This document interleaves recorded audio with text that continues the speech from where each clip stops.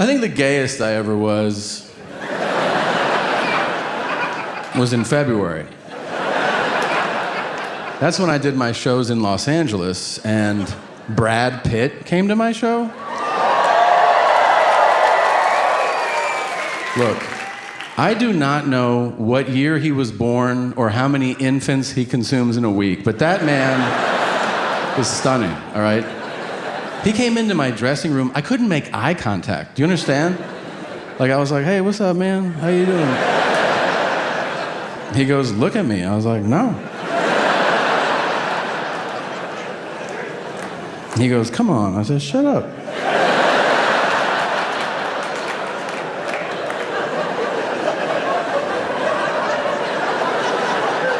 He goes, you want to give me a kiss? I was like, yeah.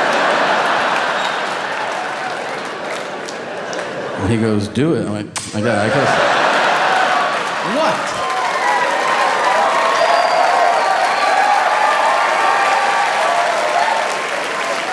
It wasn't gay. We took a bath later. That was gay, but we talked about sports, so it balanced out, you know?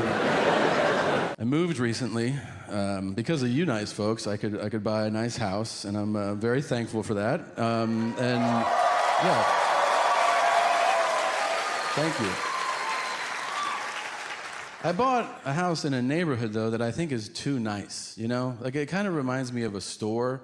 You ever walk into a store and, like, right away you're like, I should leave, like, when you get there? I feel like whenever they offer you something to drink in a store, that's a sign, you know? Some stores you walk into and they're like, would you like still or sparkling water? And you're like, I left something in the car. I'll be right back. Well, I mean, all my neighbors, they're like investment bankers and partners in legal firms, and then I'm there. Like, do you eat ass, or what do you do, man, you know? And they're like, thanks for buying a house. It's great to have you. Here's what's wild. A current or former United States Senator, I shall not say whom, lives in my neighborhood. Everybody talks about him. I know which house is his. I'd never met him. Now I'm home from tour, and I decide to start my day with a morning walk, a casual walk. You know, I have some coffee. Let's get the day started. I go for a walk. I walk past his house. He comes outside. I don't say anything, right? But he yells out. He goes, hey, are you the comedian? I go, yeah. He goes, where do you think the term motherfucker comes from? Hello, it's nice to meet you. I go, I don't know. He goes, you think it's from people doing that?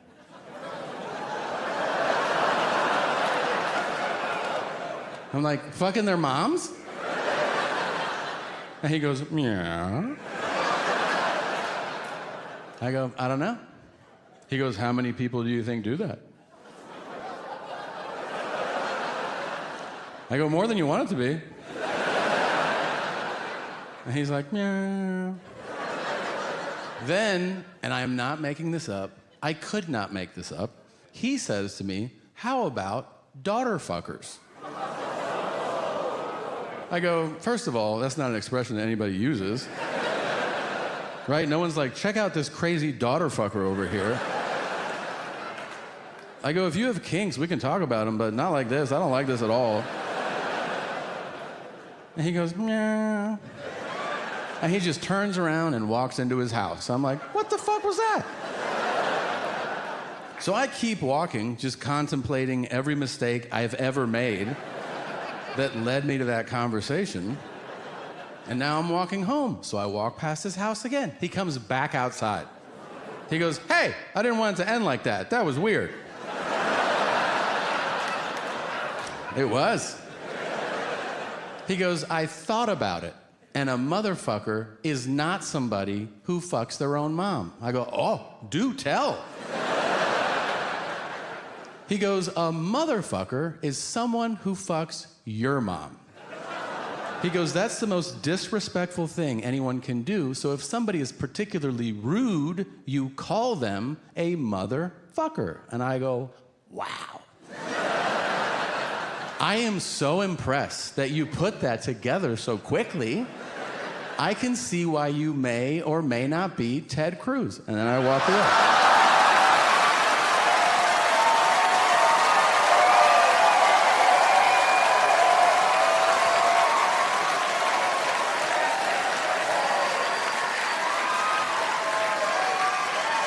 Oops. God, it's so weird. People ask me, I get asked fucking travel advice from strangers. Can we just break down how crazy that is? Like, people come up to me and they're like, hey, you travel a lot, right? And I'm like, yeah. I'm like, where should I go? I don't fucking know you, man. You ask travel advice to people who know you intimately. They know you well. They can guide you based on what they know about you. I mean, you don't ask strangers dining advice, right? Because you're like, hey, where should I eat tonight? I know I've never met you before in my life, but do you think you could give me a recommendation? Yeah, you should try this dim sum place. But then that person might go, oh, I hate the Asian world. And you're like, oh shit, I didn't know that about you. Like, yeah, I killed like 4 of them. Like, what are you, like a serial killer or something? Yeah. Now you're in an awkward conversation with a serial killer. Here's all I'm saying. I can't tell you where to go. I can tell you where not to go. Wherever they film the first 48 on A&E. Oh, if you're not familiar with the show, here's what it is. Camera crews follow real homicide detectives for the first 48 hours after a murder. And the reason that that time distinction is so important is that after 48 hours, they give up on that murder. They're like, that's some old shit. What do you want to do today? You're like, how about you keep trying to solve that murder, man? That shit happened on Monday. It's Wednesday. We're not going to solve that shit. Really? There are so many amazing moments on that show. So many. A lot of the episodes take a similar path. I'm blown away, first of all, at how many times there's a witness to a murder. It's crazy. I always thought murders happen in dark alleys. Nobody saw shit. No. Every other episode, they're like, you see that shit? And the guy's like, I saw that shit, yeah. Where? Right fucking here. Really, I was standing here, and then he killed that dude there. Like, what'd he look like? He was like 5'2" to 6'8", something like that. And they're like, that's the fucking description you're gonna give us? Uh-huh. Anything else about him? Yeah, he had ears too. Thanks, man. No problem. They still will sketch that shit out. I don't know. And they show it to people. Do you know this guy? And everyone's like, nah. But then one guy will be like, yeah! That's Cricket right there! You're like, oh shit. You know him? I've been knowing Cricket 27 years! What's his real name? Man, that's just Cricket. I don't even know. Stop being white and weird. That's a perfect fucking impression, and you know exactly who that was, okay? Yeah, it's a black guy, and he's wearing a wife beater, and he's got on a dirty hat, and he's got a cigarette hanging out of his mouth. And he looks like he's about 33, but you find out he's 76 years old. And he speaks super aggressively to the cops. I've been out here for a minute! And they're like, all right, Jesus Christ. When was the last time you saw him? He came through with jellyfish last week. They were looking for some smoke. And they're like, all right, Jesus Christ. They always cut to the whitest detective from that guy, too. They cut from that guy to the guy who's like, I don't think he's going to help us out. We're going to have to find Cricket on our own. That show has the best moment in television. It's the most dramatic thing you could ever see, because it's real life, and that is the interrogation. The interrogation is amazing, because here's the thing about drama. If you want to have a great, dramatic moment, raise the stakes. Guess what? There's no higher stakes than somebody being questioned about taking somebody else's life. It's inherently compelling television. It is also super serious. But the detectives insist on using the suspect's street name, so the whole thing turns into a fucking cartoon. Like, They're literally like, your life is on the line. We need to talk to you. Why don't you have a seat? Little stank, why don't you sit down for a second? Did you or did you not know Dookie shoes? I don't know no Dookie shoes. I got a picture of you hanging out with Dookie shoes. I mean, I seen them. I don't know. And then they'll throw one bit of evidence against the wall, hoping it'll solve the case. They'll be like, well, we were talking to Naamin, and he said that you were at the 7-Eleven last week. And he'll be like, yeah, I shot him in the face. And you're like, God damn, really? That's all it took to break you? Dude, lie. Lie for longer. You can kill somebody, you can't lie for 10 fucking minutes about it? Like, dudes will break on anything. They'll be like, we heard you had on a blue shirt last Friday. Yeah, I stabbed those 4 people. Dude, a lot of people have blue shirts, man. You can still get out of this. Here's what I've learned watching that show, okay? Lawyer up. You can't handle that shit. Everybody's like, I'm gonna talk to the cops and straighten this whole thing out. You're gonna do 25 to life. Have fun with that, man. Nobody asked for a lawyer. I've seen 300 people get interrogated on this show. 2 of them were like, can I talk to a lawyer? And both times the detectives were like, fuck! And then at the end of those episodes, it said on the screen, all charges against Tayshaun were dropped. Or Jim, pick a fucking name. Let's be honest, there's no Jims on the show. I've seen every episode, and none start with, hey, Bryce, can we talk to you for a second, man? Where were you last Friday? I was over at Tanner's house. Then Skylar had a party, so we went over there. And then we picked up Connor and we had pancakes. Sorry, bro. The detective, bro. I met, like I said, I'm meeting a lot of people. I met a woman after a show recently. They're allowed at my shows. And see, they're here. And she came up to me and she was like,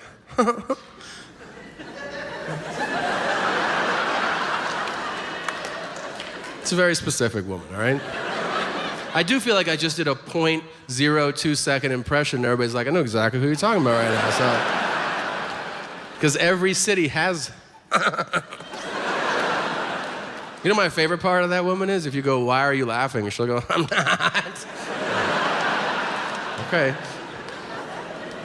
So she comes up to me and she goes, funny show. And I go, thanks. Thanks, motherfucker, I appreciate it. So I go, thank you. And she goes, are you gonna go jerk off all over your hotel room now? And I was like, ugh. I said, I'm probably just gonna pick a spot. You know, I'm not gonna do it. She goes, yeah, I get it. And I was like, God. And she goes, I'm super horny. And I go, okay. She goes, I'm horny the way guys are. And I go, no, you're not. And she goes, yeah. And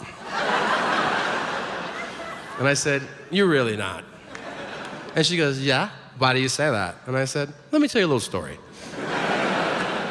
When I was a freshman in college, I looked like this. I looked 47 years old. It was alarming to other students. They would see me walking through the dorms and they'd be like, are you a fucking administrator here or something? I'd be like, I'm a freshman, I'm 18. And they're like, you're a narc, that's what you are. This is my birth face, man. I'm 41 Jump Street. So, with this face came great responsibility. I bought alcohol for our entire dorm. I don't mean 3 or 4, everybody. It wasn't even a challenge. I looked so old that when I walked into liquor stores, they'd be like, hello, sir, how's the stock market today? Shit like that. I bought booze to everybody. Everybody got booze. I did the same thing with pornography. And let me tell you, before you jump at me like, why would you do that? You just watch it in your dorm room online. Well, the story takes place in 1997. And There was a lot of buffering back then. That is the truth. I don't know if you remember the late 90s or if you were even around, but like porn in the late 90s was like, ha ha,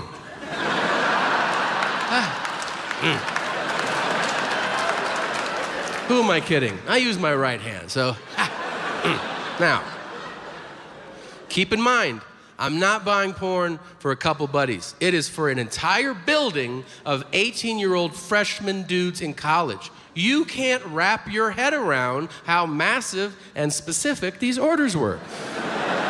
I would go door to door, and guys would hand me cash and their wish list. They'd be like, I want black cocks, asses, and feet. Don't fuck it up. I'm like, all right. Do you know what kind of a psychopath I looked like? Walking through a porn store with a grocery list, like... Mom said not to forget.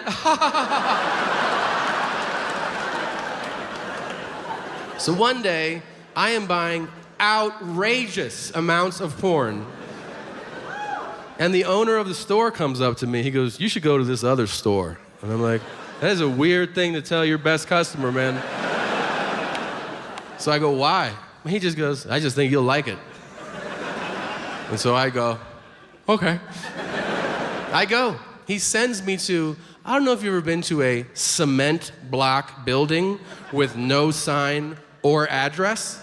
The kind of building that's like, I don't know, you fucking guess what's in here, like that. Well, I walk in and I see a man wearing overalls and no t-shirt, which I think we all know is the international uniform for the last guy you'll ever see. Now, this guy is behind the counter. He looks up and sees me, and the first words out of his mouth are, piss fetish? And I go, what? No. And he goes, oh, I got a full bladder. Don't want to waste it. And I go, what the fuck? I said, is that what you do around here? And he goes, among other things. I said, well then, show me around. Like, let me see what else you have, you know? I don't want to be closed-minded. So we go through the store. He shows me movies and toys. He goes, we got a booth. You can put in a quarter. And I go, yeah, I got it. He goes, but this here's our VIP. And you'll notice there's a hole in the wall. And if you're standing in there, someone might stick their finger through that hole. And they'll go, just like this. And if you want to, you stick your prick in that hole and someone will suck it on the other side. And my dumbass goes, is it a guy or a girl? He goes, you see any other cars in that parking lot, Junior?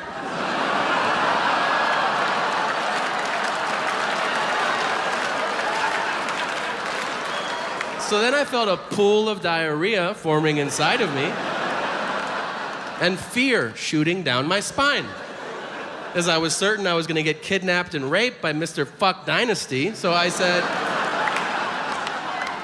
I'll just take my movies, thanks. So lady, when you say you're horny the way guys are, I ask you, are you willing to go into an unmarked building and wait behind a wall for a stranger to stick his dick through a hole in that wall and then you polish it off for the love of the game? Because that's what savages men are.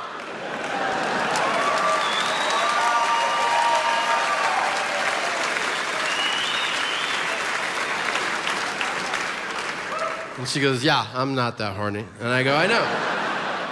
See, I just feel a responsibility to remind women of what pigs men are.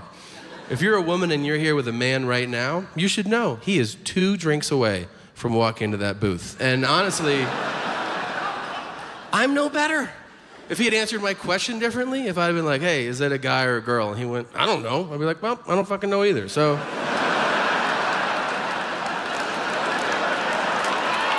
Wow, she's got a rough chin on her for sure. Hey, where'd you go, man? I don't see you anywhere. All right. All right, I lost some of you on that one. That's fine. That's how that goes. So, I know, I see. Some women are like, My man would never do that. Okay, sure. Sometimes you witness the power imbalance play out in front of you between the genders in a grotesque fashion. Of course, when I say the genders, I am only speaking of 2 of the several hundred that now exist. I would like it to be clear where I stand. I have no problem calling anybody anything they wish to be called. It is no burden on me. You can identify as a shoelace if you want to. And I will call you Zippity Zimzer if you ask me to. Do I think it's a little silly? Yeah, but so is badminton, and that's an Olympic event, you know? So here's what happened.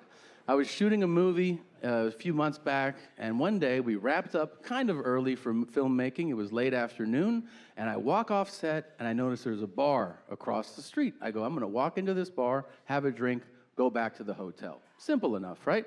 I walk in, I see a woman seated at the bar doing what I can only describe as weird shit. If you're like, what do you mean, Tom? Well, I think there's a normal spectrum of behavior that you see from one seated at a bar. You know, if you see them seated there, you might see them go like this, or like, hey, or maybe even, ha ha. This lady is seated at the bar and she's going.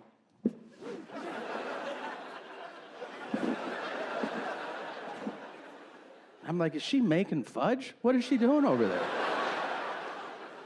I also notice it late. Like, I notice it as I'm walking past it. That happens sometimes, right? Like, you walk, you see something as you're passing it, you're like, that's some crazy shit, and you keep walking, and then you're like, I need to see that again. I don't know how I'm gonna see it again.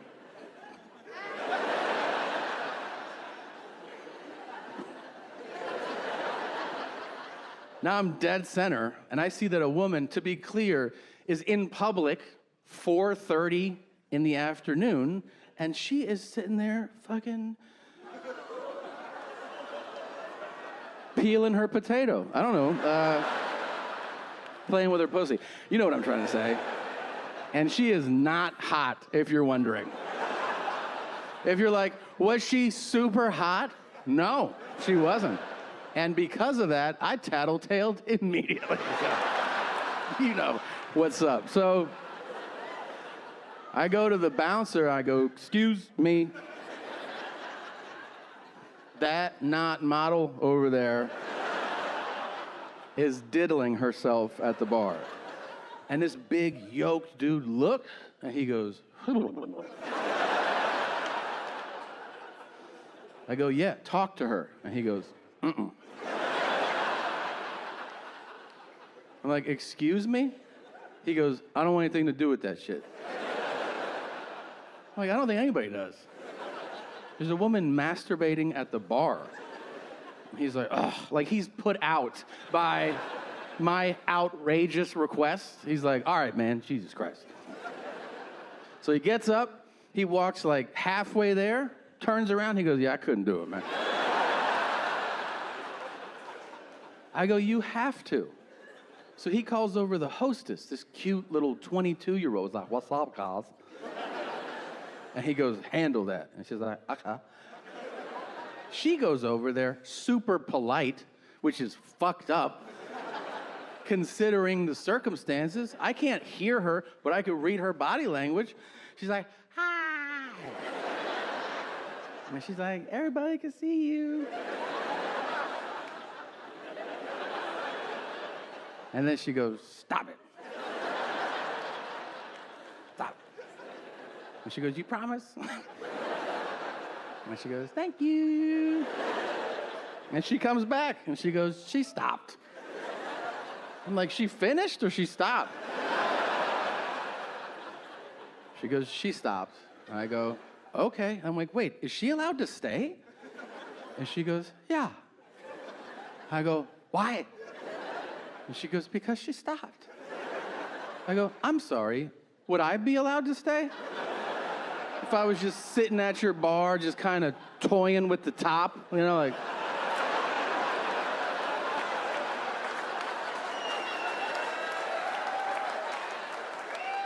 Would you tap me on the shoulder and be like, excuse me? Will you put your leaky dick back into your pants? Thanks. You want some chicken fingers or Sprite or something? I say, you called a SWAT team and they would rappel into the building. Someone would crack my fucking head on the side of the bar and you'd have a parade as my corpse was carried out. As she goes, you're right about that. Maybe I'm overreacting. I don't know. I don't jerk off in bars. That porn has gotten way too aggressive these days. Way too aggressive. You know where it's at? 80s porn. Yeah. Go to your dad's drawer. Pull out a VHS. Watch an 80s porn. That's when porn was fun and exciting and consensual.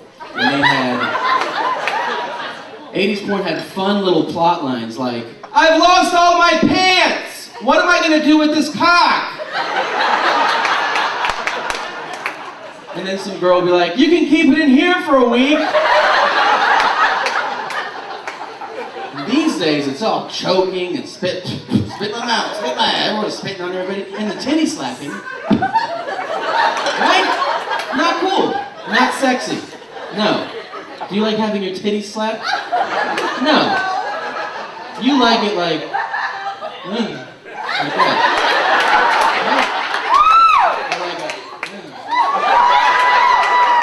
Or even like if it's from behind, like a.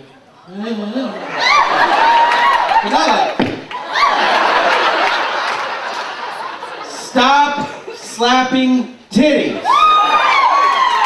That's where mama's milk comes from, alright?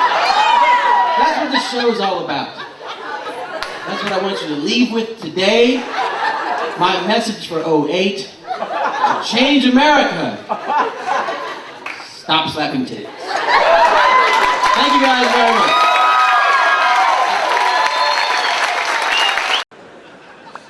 I still haven't found a place for it, but I'm working on it. So I met, like I said, I'm meeting a lot of people. I met a woman after a show recently. They're allowed at my shows. And see, they're here. And she came up to me and she was like,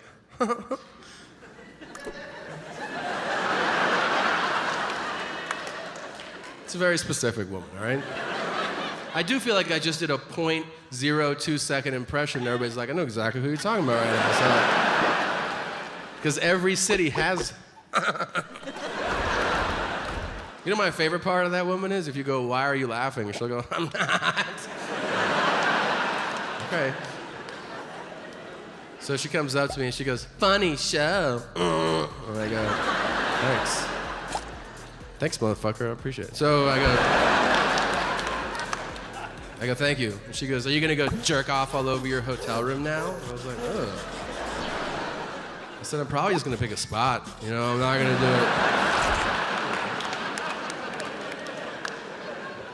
it. She goes, yeah, I get it. And I was like, God. And she goes, I'm super horny. And I go, okay. She goes, I'm horny the way guys are. And I go, no, you're not. And she goes, yeah. And I said, you're really not. And she goes, yeah? Why do you say that? And I said, let me tell you a little story. When I was a freshman in college, I looked like this. I looked 47 years old. It was alarming to other students. They would see me walking through the doors and they'd be like, are you a fucking administrator here or something? I'd be like, I'm a freshman, I'm 18. And they're like, you're a narc, that's what you are. This is my birth face, man. I'm 41 Jump Street. So, with this face came great responsibility. I bought alcohol for our entire dorm. I don't mean 3 or 4, everybody. It wasn't even a challenge. I looked so old that when I walked into liquor stores, they'd be like, hello, sir, how's the stock market today? Shit like that. I bought booze to everybody. Everybody got booze. I did the same thing with pornography. And let me tell you, before you jump at me like, why would you do that? You just watch it in your dorm room online. Well, the story takes place in 1997. And there was a lot of buffering back then. That is the truth. I don't know if you remember the late 90s or if you were even around, but like porn in the late 90s was like,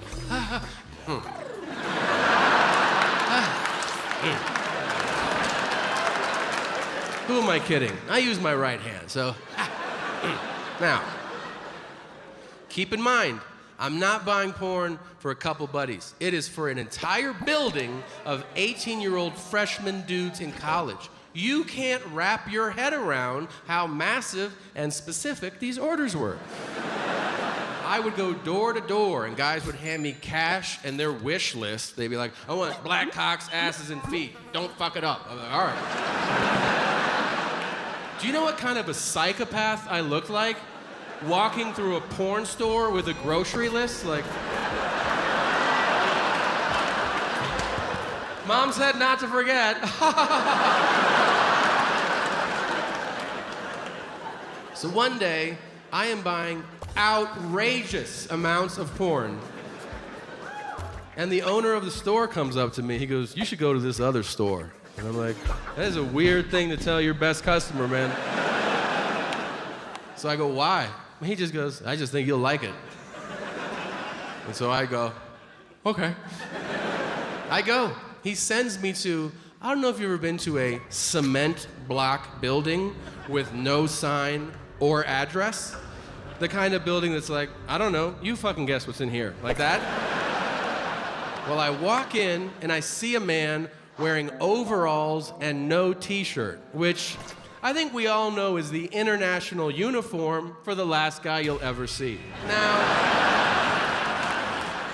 this guy is behind the counter. He looks up and sees me, and the first words out of his mouth are, piss fetish? And I go, what? No. He goes, oh, I got a full bladder. Don't want to waste it. And I go, what the fuck? I said, is that what you do around here? And he goes, among other things. I said, well then, show me around. Like, let me see what else you have. I don't want to be closed-minded. So we go through the store. He shows me movies and toys. He goes, we got a booth. You can put in a quarter. And I go, yeah, I got it. He goes, but this here's our VIP. And you'll notice there's a hole in the wall. And if you're standing in there, someone might stick their finger through that hole. And they'll go just like this. And if you want to, you stick your prick in that hole and someone will suck it on the other side. And my dumbass goes, is it a guy or a girl? He goes, you see any other cars in that parking lot, Junior?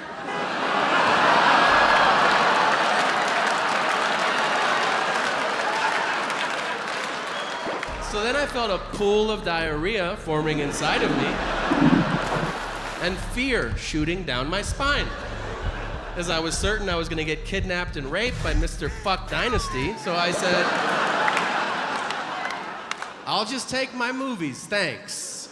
So lady, when you say you're horny the way guys are, I ask you, are you willing to go into an unmarked building and wait behind a wall for a stranger to stick his dick through a hole in that wall and then you polish it off for the love of the game? Because that's what savages men are.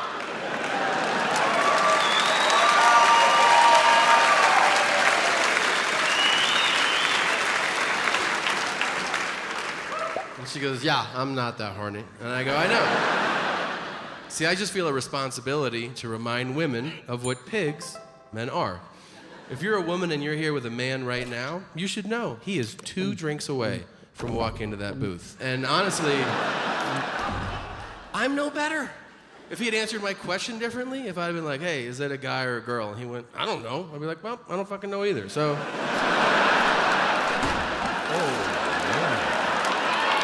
Wow, she's got a rough chin on her for sure. Hey, where'd you go, man? I don't see you anywhere. All right. All right, I lost some of you on that one. That's fine. That's how that goes. So, I know, I see some women are like, my man would never do that. Okay, sure. But we as a nation, we have been traumatized by these horrific laws and people being imprisoned for having weed. And it highlights the absurdity of not only it having been illegal and so crazy for so many years, but also highlights how the next generation will not believe our stories about it at all. There's a 0% chance they will understand what we're talking about. It'd be like trying to tell a kid now, like, hey, you know, pigeons used to deliver messages to people. They'd be like, the fuck are you saying right now? It'll be the same thing.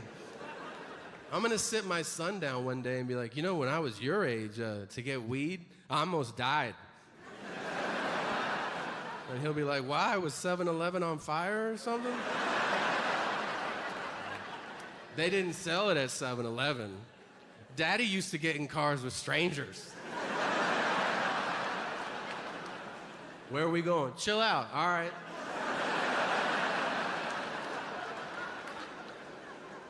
The 3-hour round trips to buy weed. And if you're like, oh, what kind of weight were you moving? $20 worth of marijuana? That kind of major shit? I bought weed from a dude in a standalone trailer one time. Not a trailer park, a solo trailer. The most terrifying housing situation that exists. Like where other trailer people are like, get the fuck out of here. They kick him out. I just walk up to that shit, 15. And this dude's like, you trying to get a sack? I was like, oh shit, yeah. He goes, we could go do that. And I was like, all right, cool. And he goes, we just need to go get it. I was like, you don't fucking have it? Isn't that your sole responsibility? So I tried to play cool. I was like, all right, let's go get it. He goes, I'll go get it. You stay here and watch my place. And I was like, okay. And he goes, there's a .357 and a shotgun on my bed. Anybody comes in here, blast them. Inside, paralysis. But what I said was, that's what's up. Like, yeah, man.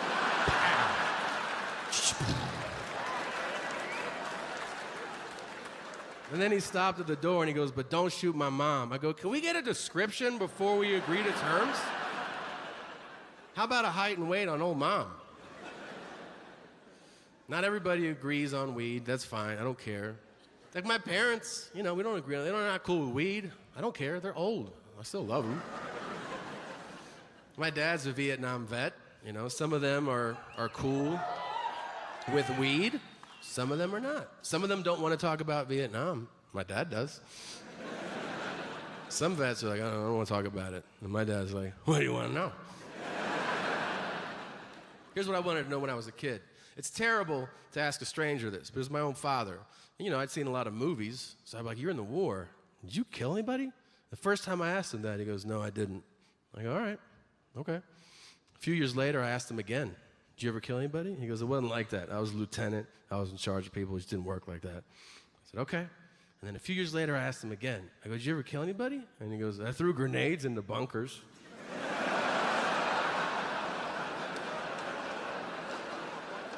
I go, were there people in there? He goes, there were, yeah. Just little pieces by the time I got in there. And then last year I go, did you ever kill anybody? And he goes, there's no better feeling than killing the enemy. Whoa. I can remember the first time we ever talked about weed because it was Christmas Day. That's why it stood out. I was 12 years old. I think my sister brought it up. She was like, I want to smoke weed. And my dad goes, you want to know what I think of marijuana? And I was genuinely curious. I go, what, Dad? He goes, I was at a party one time, and somebody pulled out a marijuana cigarette. And I said, I'm out of here. And I was like, cool story, nerd. You got any other ones? And he goes, well, yeah, one time I was in Vietnam, and some Viet Cong tried to sell my Marines marijuana. So I found him, and I picked him up by his throat, and I threw him on the ground, and I put my M16 in his face, and I said, if you ever come here again, I'll fucking kill you. And I go, do you have any stories in between those two stories? Jesus, it's Christmas, bro. God damn. 2 years after that, there was a woodpecker fucking up our house. This will all make sense. And woodpeckers can really damage your house.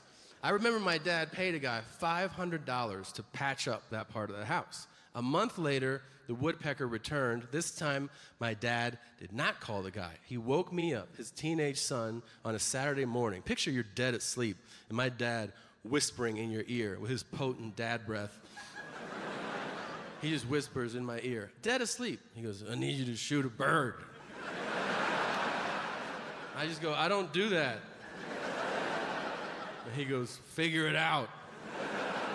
So I said, okay, Lieutenant. And I got an air rifle. I shot the woodpecker. I remember I shot it mid-peck, so it was going like, landed in front of me, so much bigger up close, really big, red feathers, distinct features. I was blown away. I bagged it up, I threw it away, and then I went over to my girlfriend's house. I started telling her family about it over lunch. I should mention, at the time, my girlfriend's family ran a wildlife conservation center. So I didn't know my audience, but I heard a few forks drop, and I look up, and her dad goes, oh my God, you killed a long-billed woodpecker. That's an endangered species. And I go, oh. I said, my dad made me do it. And he goes, how does that make you feel, knowing that you did that? And I said, there's no better feeling than killing the enemy. And it's fucking awesome. I loved it. Those birds are extinct now. I did that shit. I don't give a fuck. I'm crazy. So, and I get why you laugh at my physical flaws. Physical flaws are funny. They just are. Disabilities are not. But some are. Most aren't. We know those ones, you know? Like if there's a 10K or a quilt, it's pretty bad. But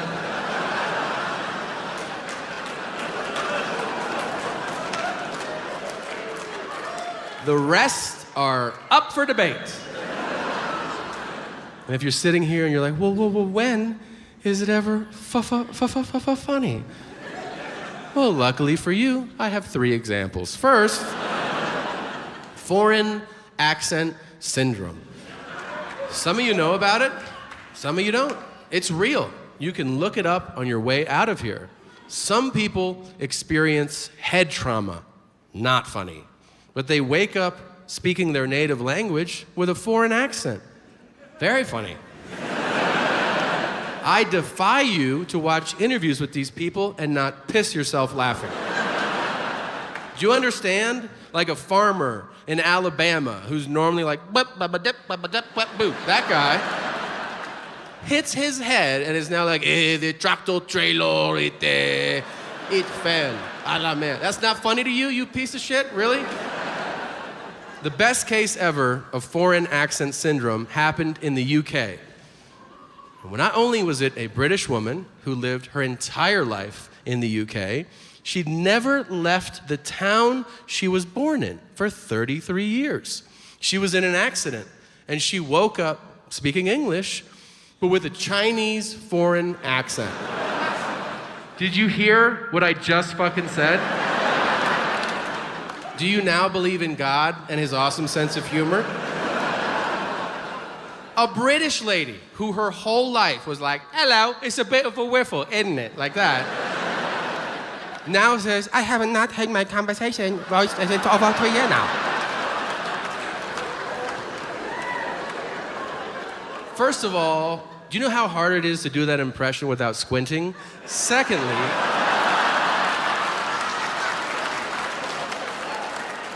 if you're getting uncomfortable, like, whoa, he's mocking an Asian accent? No, she's white. This is fine. A white British lady just happens to say, would you like a cup of tea? Tastes good? You want milk? You want biscuit? Oh, good. You want me to suck the dick now? I don't know, whatever. She's a nice British lady. She can say whatever she wants. Now, if you're sitting in your seat right now and you're like, I don't think it's funny. Well, don't get your tits in a tussle. I got 2 more for you. So,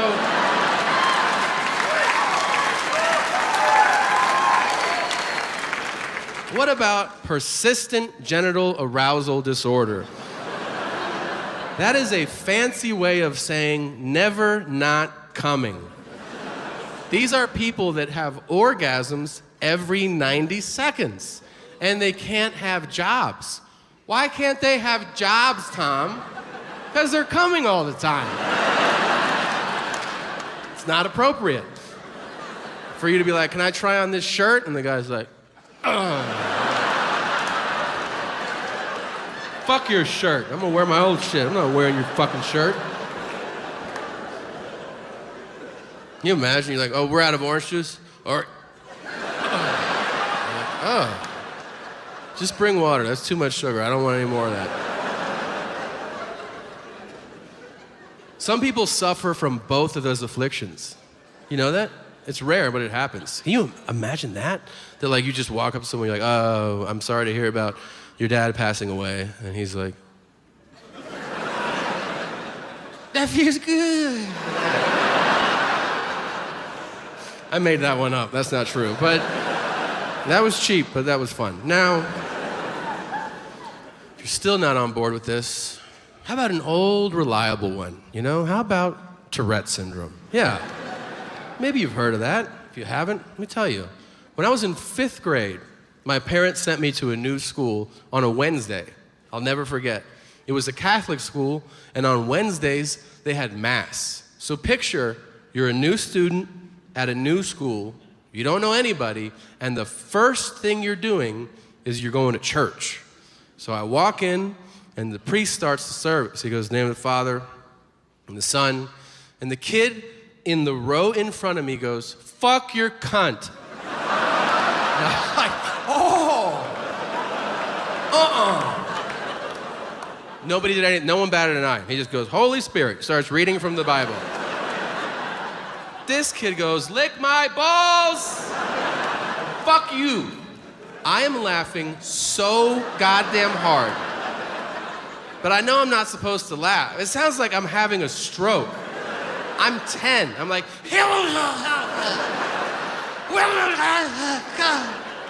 I have tears running down my face. And finally I'm able to get out, how come nobody else is laughing? And the kid next to me goes, he's got Tourette's. It gets old.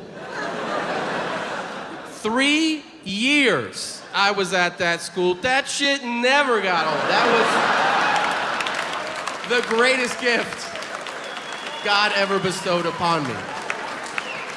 And I'll tell you this, the greatest day of my life, up until the day my son was born, was the day we had a substitute teacher that year, and they didn't warn her about him. Your imagination is serving you correctly. It was glorious. I watched a 10-year-old boy break a grown woman's spirit. These poor substitutes, they don't know what's going on in your class, you know? She walked in, somehow they didn't tell her, and she's like, read chapter 3. And then his tics would build, meaning they would start small. So he would sit in class and be like, hey.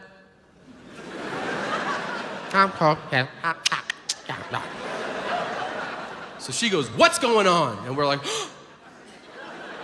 she doesn't know. And then he would do this every day. He would take markers and paint his own shirt. Again, every day he did it, but she doesn't know about it. So she sees it, she's like, what are you doing? He goes, what do you think, bitch? Ah!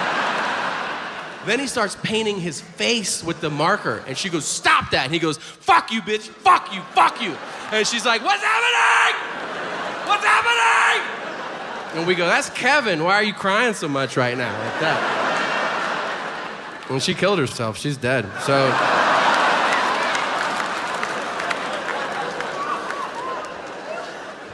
She's out of teaching, but she's fine, so. You ever meet somebody and they're so boring, you feel like they poisoned you? Like, you're talking to them and you're like, I feel like I'm dying right now. And I think you did it. This guy's name is Craig. I met him. I made sure to get it. I was like, I'm gonna remember you for the rest of my life, man. I met him at the bank. Is he a bank teller? No. Is he a security guard? Nope. What's his job? I don't know. Whatever they call that guy that stands in the lobby of banks now, where you walk in and you're like, do you work here? And he's like, I think so. That guy? The lobby liaison? Well, I saw him. We made eye contact. I don't know how you work. For me, if we make eye contact during the day, not at night, but during the day, out of human decency, I acknowledge you. So that's what I did. We made eye contact, and I go, how you doing? And he went, and I was like, okay. So then I get to the second set of doors to walk in, and as I reach for that door, I hear, you going to the bank?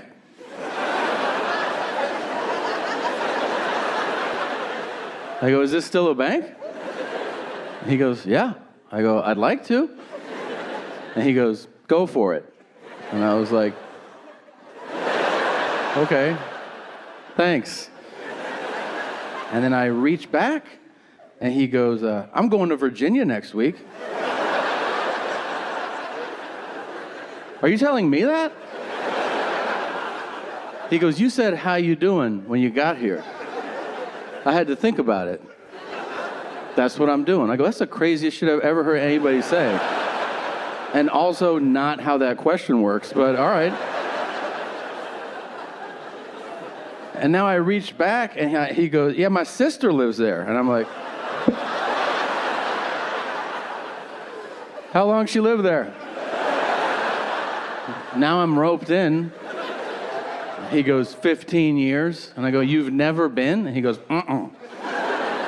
Now I'm starting to look at him like, hey man, do you drive to work or does somebody drop you off? You know what I mean? I think he could. Yeah. I think he could see it in my face because out of nowhere he goes, I drive. I was like, that's cool, man. That's cool. I drive too, that's crazy. I gotta get in here. He goes, yeah, we're gonna check out DC and we're gonna see some monuments. I go, I would love to hear about it, but I have to make a deposit. He goes, well, I'll be here when you walk out. I go, you motherfucker. Fuck that guy, and fuck everybody like him. If you have the audacity to tell people how you're doing when they say how you doing, that shit is rude and selfish, all right? I'm serious. There are two acceptable answers to how you're doing. Fine and great. And if you're miserable, you say fine. You don't burden people with your real world problems during a courteous exchange. Yeah. Yeah, I've been on a tour, which no one really has been on this scale or scope before. It's pretty wild. I've toured all of North America, and then I have, Australia, New Zealand. I have Latin America coming up. Then I do Europe, then I do Asia, and then I pass away at the very end. But, my agent wants a boat, so let's hook him up. The best part of international touring, if you're a performer, is that you get treated so much better than you should ever be treated. I mean, my theory is they can't believe you took the flight. I'm serious. My last tour ended in Australia. I got off the plane, and the promoters meet you there. They're like, you're here? And you're like, yeah, we have a contract. I thought we were doing this, And then they offer you the world. It's wild. Like they go, we're gonna take you to the best restaurant in the country tonight. I go, oh wow, thank you. And they go, tomorrow, you'll be on the field for a rugby match. I'm like, no shit. And they go, the next day, you're gonna meet the Prime Minister. And you're like, this is for stand-up? Are you sure about this? One of them says to me, would you like a private tour through an animal sanctuary? And I was like, yeah, I would. It was amazing. Then the lady in charge of that place goes, would you like to hold a koala? I go, let me ask you something. Who the fuck says no to that? Of course I want to hold a koala. They're adorable. And I did, and it was. And then she walked me out. And she goes, I hope you have great shows in Australia. I said, thank you very much. She goes, can I ask you a favor? I'm like, yeah, anything. She goes, don't make the same koala jokes everybody makes. And I go, you got it. What the fuck would those be? And she goes, you know, because koalas have chlamydia. And I go, wait, what? She goes, most koalas in the wild have chlamydia, but it's a different strain than what humans have. Okay. She goes, everybody makes the same joke. Don't fuck a koala, because you'll get chlamydia. And it's just not true. Okay. And she goes, will you tell people?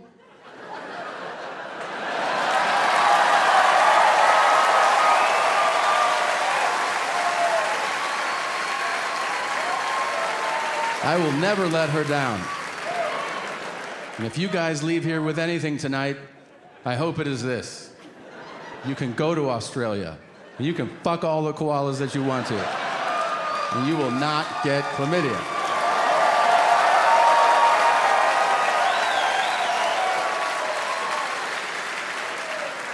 Also, speaking from experience, it is not that fun. They wiggle a lot, they smell weird. I recommend a hand job from a kangaroo. They have these little paws, and they let you come in their pouch, and they bring it home to their families. That's a bloomin' onion, mate, isn't it? Yeah, it is. It's all the same cliche shit they said when we were kids, they now say as adults, right? They're like, oh, you watch too much TV, it'll rot your mind, or you can't learn anything from television, but that's not true. You can learn a lot from television. For instance, without television, I would have no idea that Steven Seagal is out of his fucking mind. Or alive. I also didn't know that. He has a show. It's not a scripted show. It follows around the real Steven Seagal, and every episode begins with him looking in the camera and saying, I don't know if you knew this or not, but for the last 20 years, I've been a cop. And you're like, what did you just say? I thought you've been making shitty movies for the last 20 years. What are you talking about? You watch the show, he has the most unlikable quality in a human being, which is that he is an expert in everything. Literally, if a dog walks by, he's like, that's a Shih Tzu boxer hound mix right there. And they're like, how do you know that? He's like, I've been working with dogs for like 35 years. Then a helicopter flies by, and he's like, that's a HUB 106. And they're like, how do you know that? And he's like, I've been flying helicopters for like 47 years. Then he does the thing, though, that everybody does who knows something about everything. Everybody has a friend, no matter what you're doing. They know the history of it all. They know every topic, every fucking fact. If you're eating dinner, they're like, forks are from the Roman times, and they would sculpt them out of bark. And you're like, will you shut the fuck up and let me finish this, please? Seagal will do that, too, but he's making it up. He'll be like, they also call that helicopter a skippy. And they're like, why? He goes, listen to it. Skip. That's bullshit. You made that shit up. Oh, seriously. It just blows my mind. It really does. That everybody in this room, everybody has this real world possibility in their lives. All of us. We could go tonight, if we wanted to, tonight. You could go to Louisiana. You could start a fight in a bar. And there is a real world possibility that Steven Seagal will arrest you. Isn't that insane to you? I've lost sleep over this shit. I mean, that's crazy. That's literally like if you leave here and you roll through a stop sign and then Sylvester Stallone is like, Hey, roll it down. And you're like, get the fuck out of here. You work here? And he's like, it's my passion, yeah. Will you say Adrian or something? Nah. It's nuts. You have to watch this show. He panders to every group according to race, knowing full well there's a camera crew following him around. He doesn't give a shit. If you're white, he's like, how's it going? All right. And then to black people, he's like, what's up, cuz? And they're like, hey, what's up? I'm holding you down, so holla if you need something. Okay. And then to all Latino, Spanish-speaking people, he insists on speaking horrifically broken Spanish, even if they start the conversation in English. If they're like, hey, yeah, I called 911, thank you for coming. The thing is, he's like, hola. Mucho queso. He's like, I think my English is way better than your Spanish, man. And he's like, no, gracias. No. And then to all Asian people, he bows, regardless of where he meets them. If you're Asian and you cross Steven Seagal's path, he's like, yeah. And you see them, they go, hey, I was born here, you dick. Like, you don't have to do that. And he's like, sorry, I've been doing martial arts for like 85 years.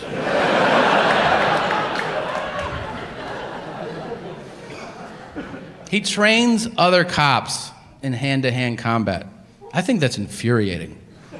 For those cops. It's not like we're hanging out. We're like, hey man, do you want to do like a couple shots and then go down the street? Steven Seagal is teaching people how to throw punches. And we're like, okay, yeah, let's fucking go.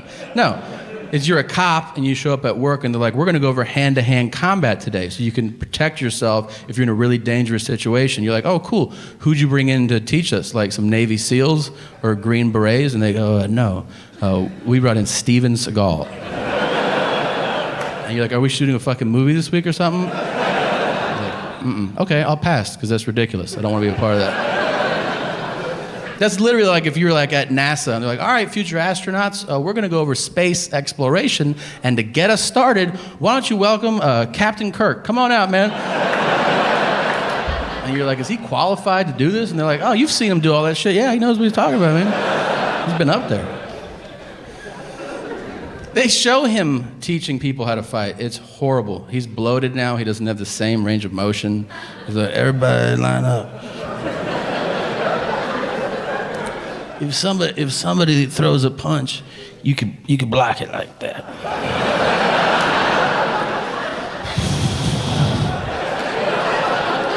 And then you could kick him in the throat like that.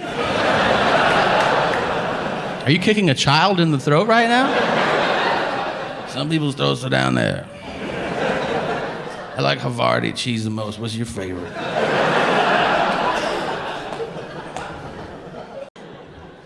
My doctor comes in.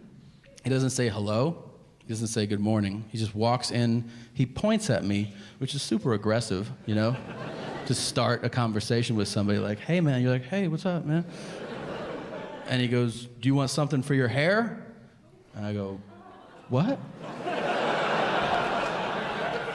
And he goes, do you want something for your hair? And I go, I don't get it. And he goes, has nobody told you that your hair's falling out? And I was like, damn. No. And he goes, oh, sorry. I'm like, all right. Then he pulls my chart out of the slot, super dramatic, so that it makes a fucking noise. He goes, I'm like, and he goes, wow. And I'm like, really? Wow. Is it full-blown AIDS? Like, why is it wow? And he goes, you weigh 245. And I go like, yeah, like I knew that shit. And he goes, you weighed 230 last time you were here. Not exactly what I would call weight loss. And I'm like, are we at a fucking roast or something? Right? Like, what are you doing? Then he says, you know, you're the fattest patient I've seen all day. And I go, it's 9:30 in the morning. And he goes, still. He's like, you know, we ran your blood work. It turns out your muscle enzymes are through the roof. And I go, yeah, man, like, I'm super strong. Like, how is that a problem? And he goes, they're off the charts. I'm like, even better. I'm probably your strongest patient, man. And he goes, I don't think you understand muscle enzymes. And I go, that's true. I don't know what they are. And he goes, well, the only way you could have them this high would be like, A, if you were an Olympic athlete, which clearly, you know, I'm like, dude, what is the deal, man? And he goes, the other way would be if you were a cocaine addict.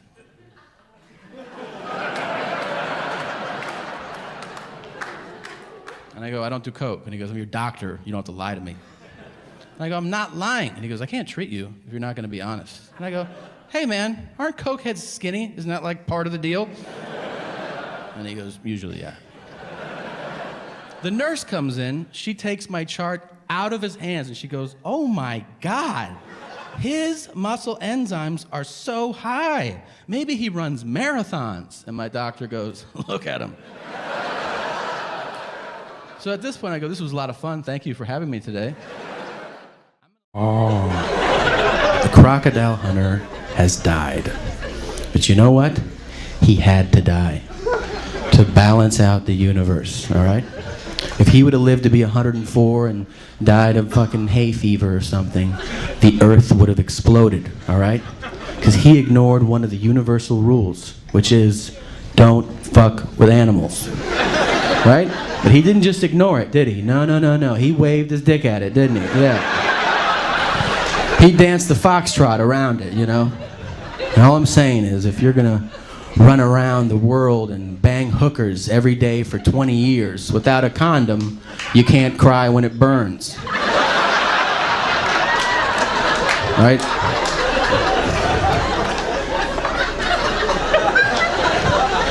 And normally speaking, don't you, whenever you hear of like a person getting attacked by an animal, don't you get kind of a little kick in your step? I'm the only asshole in this fucking room, really? I feel like somebody gave me a hug every time I hear about that shit. I don't give a fuck. Because there's a sense of justice to it. The person was probably fucking with the animal's territory, so I'm like, you deserve that, you dick. Like, haven't you ever seen the footage of the hunter he was out to kill, and his gun jams, and then a deer fucks him up? You seen it, right? He's like, oh, my shit, my gun jammed. Cock-a-doodle-doo. And then there's a little gangster-ass deer across the street, just eating berries and being pretty. And he hears something. He's like, are you gonna shoot me, man? And then it doesn't even hesitate. It just goes, pow, like that. And he does the front shit where the guy goes down, and he does the back shit like,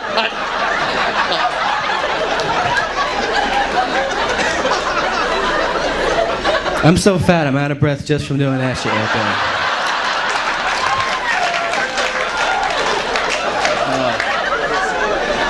there. Christ almighty.